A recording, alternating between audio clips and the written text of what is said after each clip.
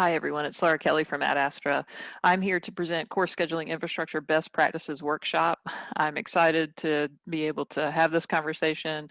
Aspire is something that we look forward to every year, especially in terms of seeing you all in person and making those types of connections. Unfortunately, we're not able to do that this time, but hopefully you will be able to attend these presentations and get something out of it. Hopefully there are a few takeaways from this session, and we appreciate you being here, and we look forward to seeing you in person really soon. Those of you that know me know that I don't like to be on camera or speak in front of big groups, so Aspire is always one of those things that's a little bit, it's great, but also a little bit intimidating from my perspective.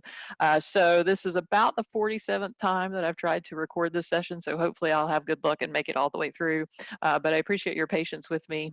In that regard, I am going to turn off my camera after I do this brief introduction. You'll continue to hear me, of course, but you won't have to look at my face the whole time during this presentation. So again, welcome. We appreciate you being here, and hopefully there's some good takeaways from this session. Okay, so obviously we've already done a little bit of welcome and introductions, and I hate that I can't hear from the folks that are listening in on this, but we're also going to go through the foundations for project success and understanding the why. We're going to talk through several different areas of how to go about optimizing the course scheduling infrastructure. We'll have some Q&A and discussion, even though that might be done a little bit differently this time. And then again, hopefully we have a few takeaways and action items that you can implement on your campus.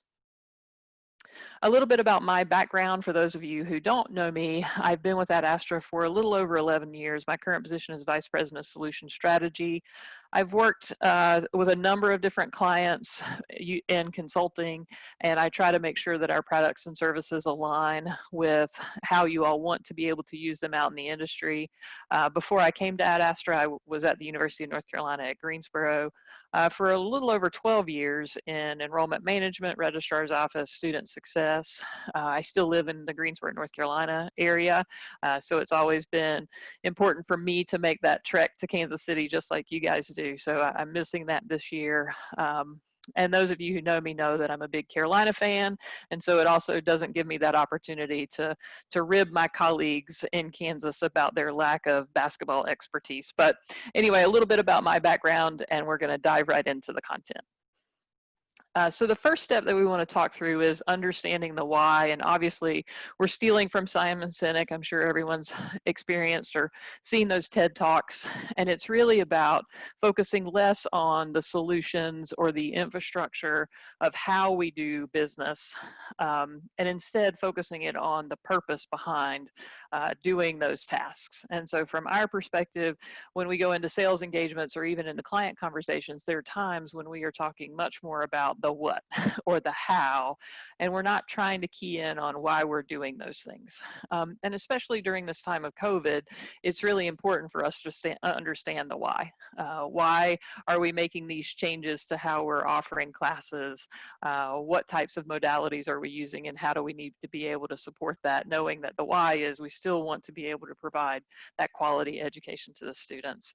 So the first step as you go through trying to build the infrastructure is understanding why we need to do that.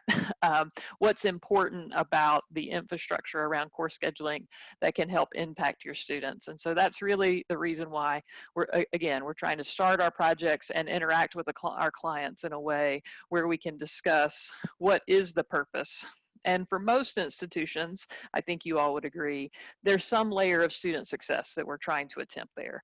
And so all of these products and services, therefore, then are a part of that greater impact around student success. So you've probably already seen a little bit of this managing the academic enterprise. And so as you know, Ad Astra began with this focus on infrastructure to a certain extent, the ability to use a classroom and lab space and those types of things on your campus. I consider that to be an infrastructure step. And I think along the way, we learned that sometimes the way that you can impact your capacity and some of that infrastructure is really through how you go about doing schedule refinement. So how do your sections fit into your classrooms in a way that makes sense? But ultimately, we were always striving from a schedule refinement perspective to be able to impact that student success. How do we ensure that students have access to the courses that they need when they need them in order to optimize what we call degree velocity? Along the way, we've learned a lot about pathways and instructional capacity, enrollment health, financial health, and we want every institution to be able to look at these things as a way to be able to improve their offerings that lead to that ultimate student success. But today, of course, as we have this discussion about our course scheduling infrastructure, we're going to focus almost exclusively on what are some of those building blocks and how can we impact student success from that infrastructure lens. So to that end, what we're talking about from an infrastructure perspective is the core features of an institution that help to facilitate course scheduling. And so there's a lot of things that make that up. So there's some policies and procedures, there's your physical, financial, technological, human resources at play. And so all of those things are items that we need to consider as we go through this process. So why are we concerned from an infrastructure perspective? Why is it so important? And we've been talking a lot about this article written by Kazar around creating a diverse student success infrastructure. And some of the highlights that I like to mention when I'm considering infrastructure and why it's so important, in some ways comes from experience that I've had as we've tried to implement projects from an Ad Astra perspective. So we've all experienced situations where you have an initiative or you have a project that you're going through an implementation on, and sometimes you don't have that support structure in place so that if there's a change in leadership, sometimes that project or initiative falls flat. And so I think the impetus behind why this infrastructure from a student success lens is so important is it's almost a grassroots effort to ensure that you're taking a look at all aspects of how this should work. Because in that case, that's the only way that you can really transform and change the process. It's always going to be easier to fall back into maybe some of those old behaviors that we had before. Whereas if we're able to systemically change the pieces that support this new initiative, that's where we think that we will have that success overall. So some of the features of a student success infrastructure include some of the things that are listed on this slide. The things that are important from my perspective is just to ensure that we do have that broad stakeholder engagement, to make sure that we're not focused on a single individual that's leading the charge. And if they go to a different institution, then you've lost that momentum. It's also very important from my perspective to have transparency in how you're doing business and to have that equity. So oftentimes when we work with institutions, we hear stories about, you know, some departments have space, others don't. Some know how to sort of move through this process seamlessly, and some people don't. And so focusing in on that equity and transparency, the documentation of how things can be done helps to build up that infrastructure approach. And again, the goal behind building this infrastructure is to ensure that we're leveling the playing field, everyone knows the rules, but also so that we can be sure that we're focused on the students and be sure that we have those systems in place to be able to support that initiative. So when we're working with clients, we always recommend a leadership team. And so some of you have heard us call that a strategic scheduling team. We're about to go through a rebranding effort and call that a completion coalition. But at the end of the day, it's really a team on your campus that is focused on how to look at course scheduling infrastructure and how that can help from a student success perspective. So we've always believed that it should be made up as a group of folks that can help be change agents, that can take a look at what is being provided from a data perspective and be able to synthesize that information and figure out how to roll that out in a way that's going to improve student success and outcomes. So from our perspective, that includes, you know, a provost or VP of academics, representatives from the academic units. Usually there's representatives from central scheduling or the registrar's office, depending on your setup. And sometimes we include IT, facilities, someone from your business side, or even IR. But the makeup of that team is important because it's what we're going to use to help strategize and move forward as we build the infrastructure to be able to support student success. I'm borrowing this from one of my colleagues at an institution that I work with directly, and she built basically this mission statement for her leadership team. And there's a couple of words in here that are highlighted, but really this particular team was designed to be able to analyze that academic schedule and ensure that it's effective, it's efficient, and that it's serving students. She also wanted to highlight the fact that they're going to analyze comprehensive data points along the way and make recommendations to the academic leadership at large. So I just thought this was a great way to be able to talk about what purpose that leadership team was serving in a part of this greater course scheduling infrastructure approach. So the first area that we want to dive into and look at a little bit more detail is student success. And so some questions are listed here on the right. The first thing that we think you need to do is make sure that everyone's on the same page from a student success perspective. When you're talking about student success, sometimes it becomes one of those areas where it's everyone's job and therefore it's no one's job. And so we want to be sure that we're defining what we mean when we say student success. We want to figure out how we want to be able to measure it. And so, as you know, many times in the industry, we're measuring student success based on graduation and retention rates of first-time, full-time freshmen. And for a lot of institutions, that isn't even their largest population of students. So we need to be able to be sure that we know the students that we're serving and understand how we're going to be successful as we work with them. There are a couple of different ways in which student success can be really important from an infrastructure perspective. So again, defining what student success is important. Having pathways is a big key from our perspective to know how students should optimally flow through those academic programs. Understanding what that looks like helps us be able to leverage that as a tool to be able to combat some things like what we see on the right-hand side of the screen. So as we work with institutions in what we call the Higher Education Scheduling Index, that's our database of institutions that we've measured. It's a series of scheduling metrics that allow us to triage institutions and look at comparisons. And so we have a metric that's called overloaded course ratio.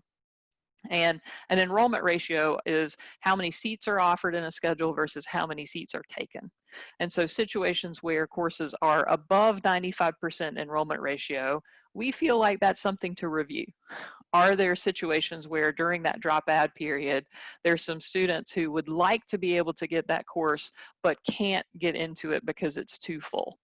And so we consider that to be a warning signal that potentially students are running into bottlenecks as they're going through their academic career.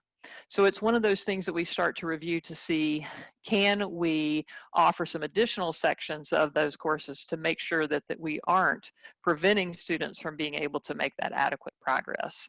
So you can see our four-year institution partners have 31% of their offerings fall into that overloaded category.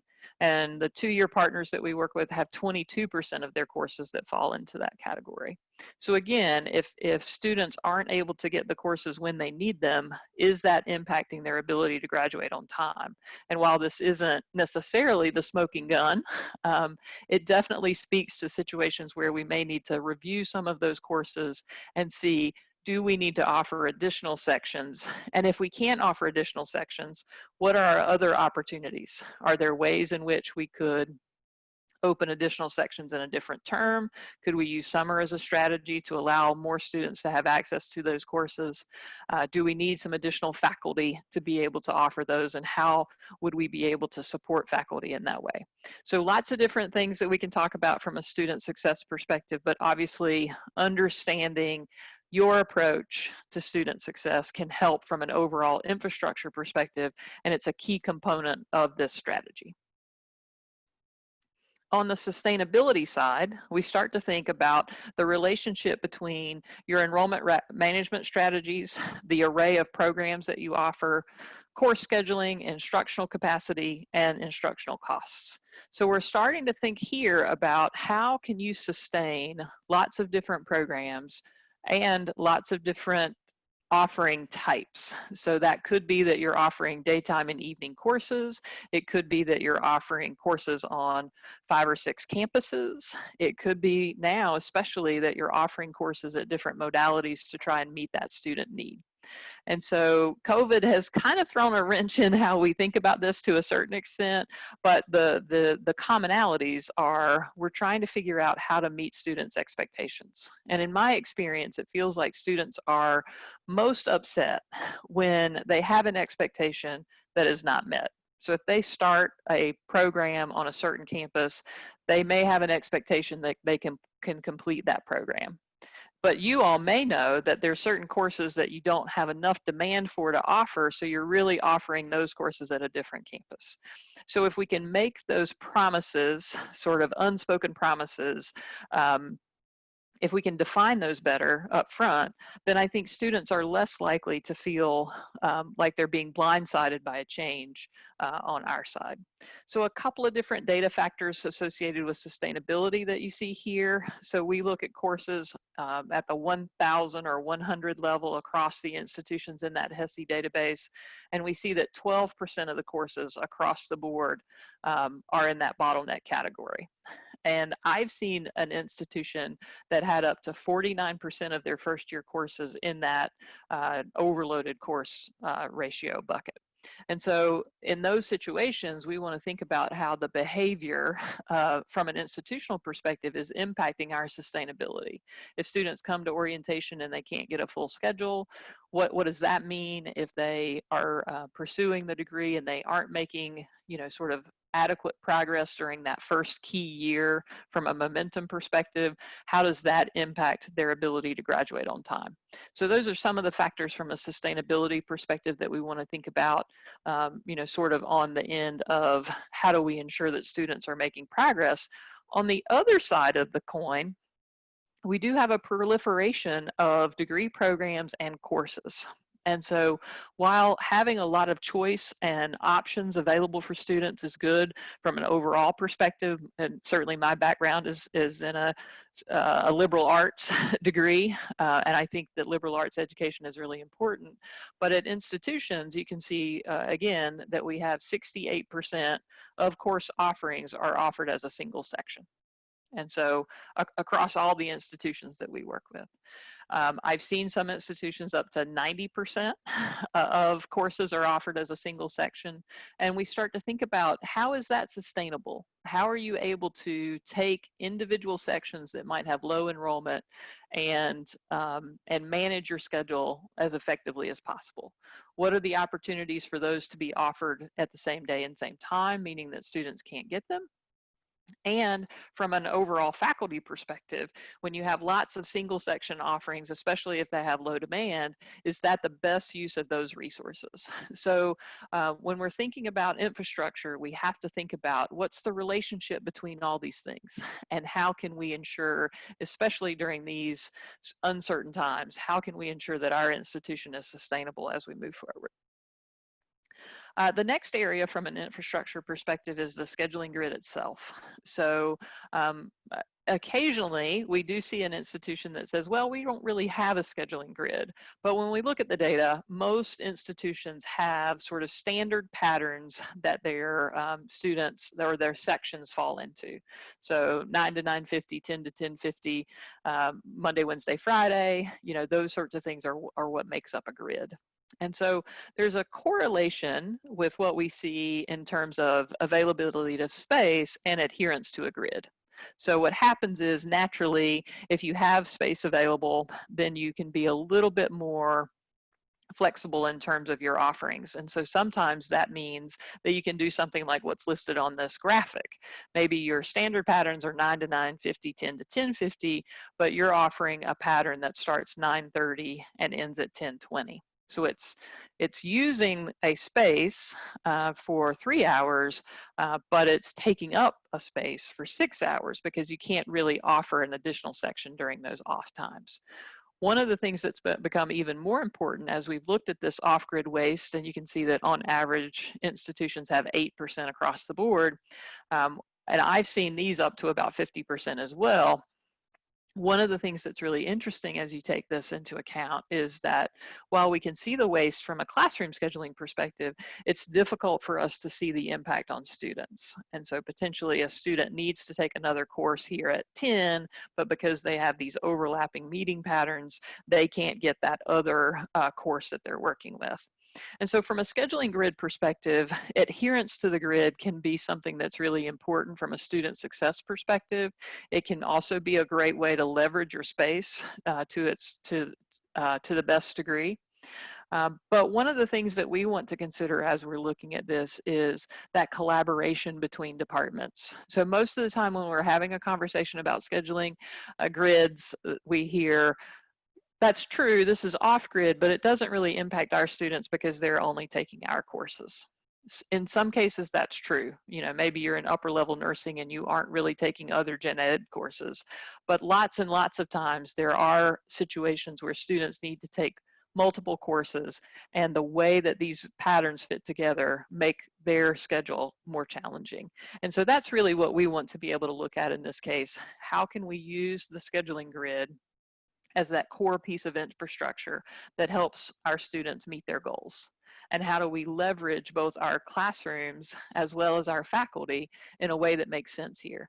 It doesn't mean that we aren't open to hearing, you know, pedagogical reasons for why certain meetings are more important than others, but we want to be able to look at what's the major use cases here and how can we ensure that we're using that to its fullest, but also offering opportunities when we need to step out of that standard approach.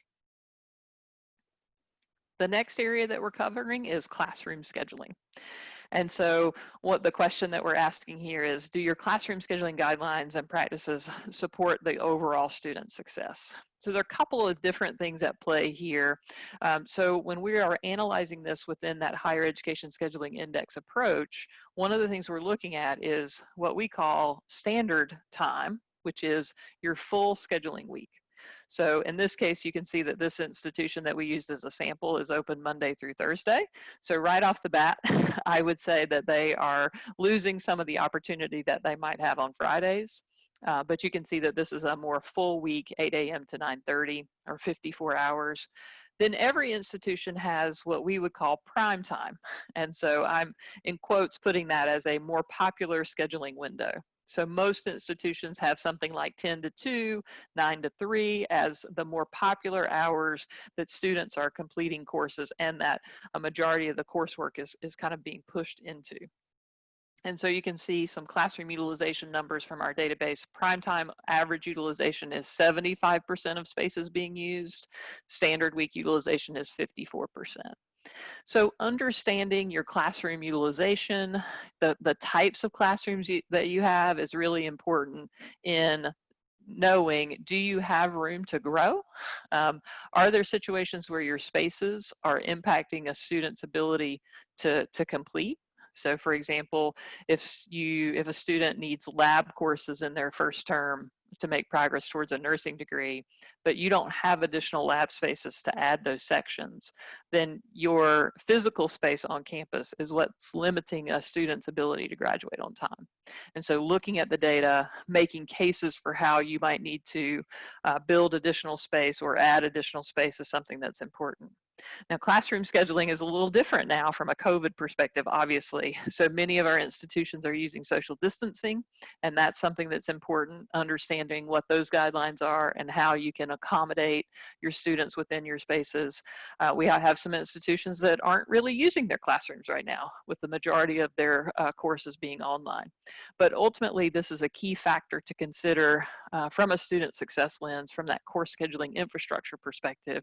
How are you going to utilize utilize your spaces? How do you ensure that departments have fair opportunity in spaces?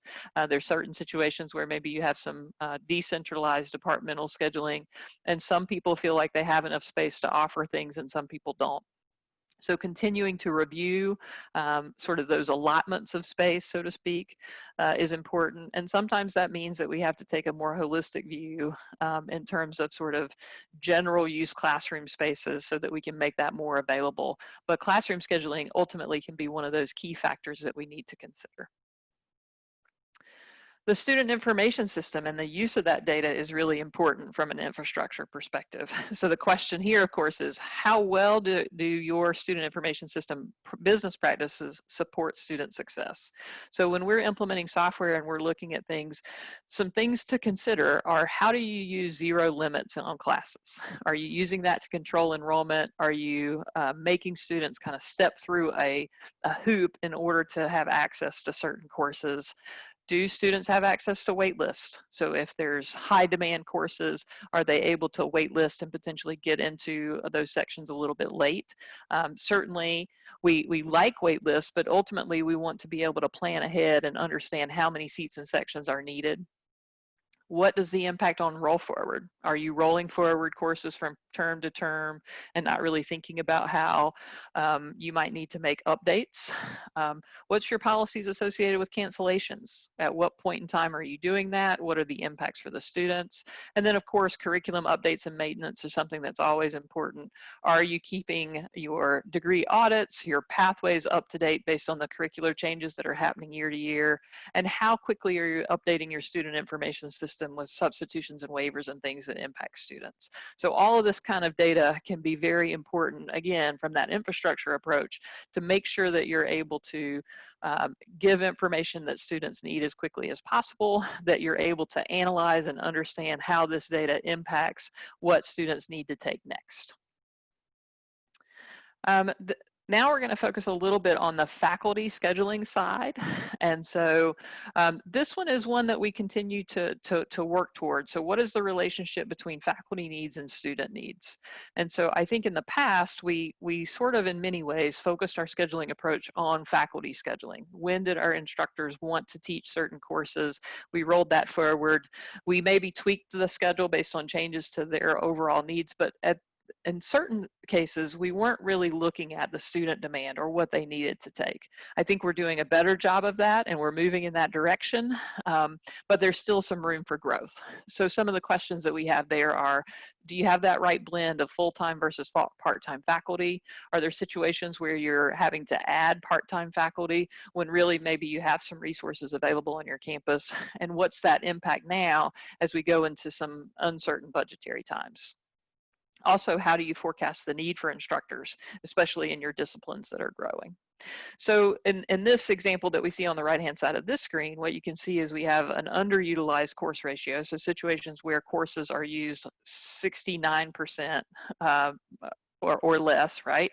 And you can see the 4-year average is 36%, but notice this 2-year average is at 49%. So almost half of the courses at the 2-year level have less than 69% enrollment ratio, which means there's seats in those sections that are going unused. And so faculty are our best resources. And as you know, faculty and our classroom spaces together are probably our most expensive resources. So figuring out how to use those better, figuring out how to ensure that faculty are teaching, a number of students can help us be able to ensure that students are being successful. Because ultimately, that's what they're there for, is to have that faculty influence to understand that coursework and be able to progress to a degree. The final area that we're going to talk about is scheduling policies and procedures. There's a couple of slides here. On the right-hand side of the screen, you see kind of the typical schedule building process that's based on roll forward, making some of those assignments in silos, updating your student information system, making your room assignments, maybe in a system like ours, and then the final schedule is posted, but you're making changes. So we feel like there are important course scheduling policies and procedures that help support your student goals, and it reflects the infrastructure priorities. So how do you use the schedule building process? How do you use the way that you go about schedule building to help influence student success? Are you able to, as in this kind of aligned schedule, to roll forward, but use data to be able to make those refinements? And that could be on the faculty side, it could be on the student side, but making a more informed way of looking at course scheduling. And we feel like all of these different components can ensure that we're offering things and that students are able to get what they need when they need them, and they're able to get that full schedule without conflicts. And so that might be a little bit of a utopian approach, but definitely we feel like that's something that we can aspire to. So on scheduling and policies and procedures, maybe you're thinking about the number of courses that need to be face-to-face versus online versus hybrid in this new COVID model. Maybe you're trying to figure out the number of sections that you want to be offered in the daytime versus the evening. So scheduling policies and procedures, again, help to set up that transparency and the equity that might be needed as we go through this process. So I'm almost out of time, so I'm going to quickly go through the takeaways and action items. So what we want you to know from this is that the course scheduling infrastructure is an important component to student success. For those of you who have access to our research arm, you've seen Bending the Curve. There are several of the metrics that you saw even within this presentation and associated with that higher education scheduling index that have been proven to have an impact on overall student success. And it's true that we must be intentional in the way that we implement systems and practices in order to support initiatives. So if we consider infrastructure, if we build up every area and make sure that all of these different parts of infrastructure are supporting students, then we're more likely to have that sustainable approach and be able to make considerable change. So one of the action items from a takeaway perspective that we'd like you to consider is to consider completing our course scheduling infrastructure diagnostic. It's a new tool that asks questions about where you might be, and it can help inform the areas where maybe you need some improvement or refinement within those infrastructure areas. And the second thing that we mentioned way back at the beginning is we feel like in every case, having building a leadership team or utilizing an existing team to focus on course scheduling as one of those key components can help from a student success lens. So hopefully those are a couple of things that can help you as you continue to make progress down this path. We will have some opportunities to do some Q&A. I would love to hear from you, so please feel free to reach out and have some conversation about this presentation. And then here's my contact info. So my email, obviously, and that's my cell phone number. I'm always happy to have conversations. We appreciate you so much. We hate that we can't see you in person, but we're looking forward to continuing to have these conversations about course scheduling and the importance that it has on student success. So again, thanks very much. We'll talk to you soon.